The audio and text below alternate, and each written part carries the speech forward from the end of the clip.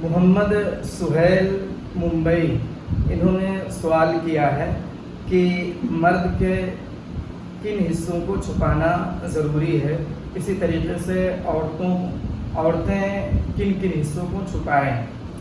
دیکھیے، مرد اور عورت کے جن جن حصوں کو چھپانا شریعت میں ضروری قرار دیا گیا ہے، شریعت کی اصطلاح میں اس کو ستر کہا جاتا ہے، اور مرد کا چھپانے کی ابتدا ناف سے متصل نیچے سے لے کر گھٹنے کے اندر ہے۔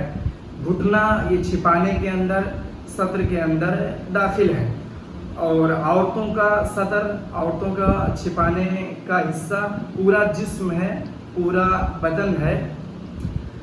اس میں 3 چیز کا استثناء ہے: ہاتھ گٹوں تک، پہنچوں تک، اور اسی طریقے سے چہرہ، اور اسی طریقے سے دونوں قدمین۔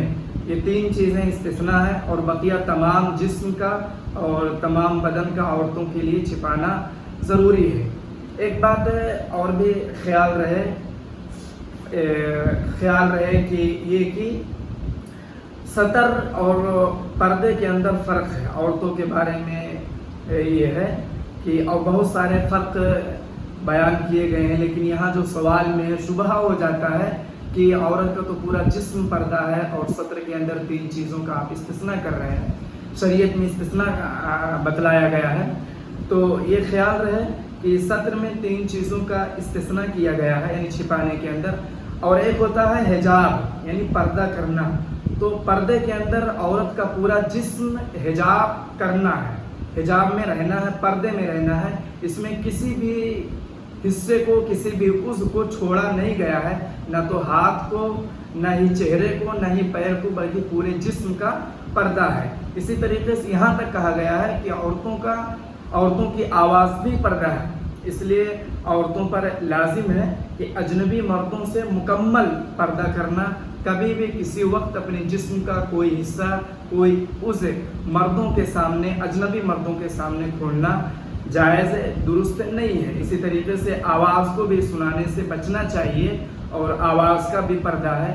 آج کل جو عورتیں اجنبی مردوں کے ساتھ بے محابہ آ رہی ہیں، جا رہی ہیں، یہ بالکل ناجائز اور حرام ہے۔ البتہ اجنبی کے علاوہ جو محارم ہیں، جن سے رشتہ نکاح حرام ہے ہمیشہ کے لیے، ان سے چہرے کا اور ہاتھ کا اور دونوں قدمین کا پردہ نہیں ہے۔ اسی طریقے سے پیٹھ اور اس کے بالمقابل پیٹ اور اس کے بالمقابل پیٹھ کا، اس کا بھی پردہ نہیں ہے۔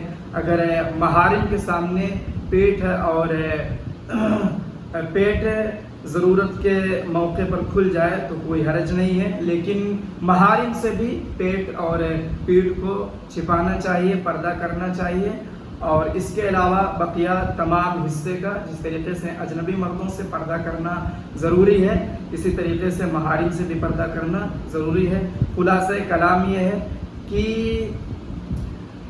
ستر کے اندر استثناء کیا گیا ہے، اور پردے کے اندر حجاب کے سلسلے میں کسی بھی چیز کا استثناء نہیں ہے، پورے جسم کا پردہ ہے۔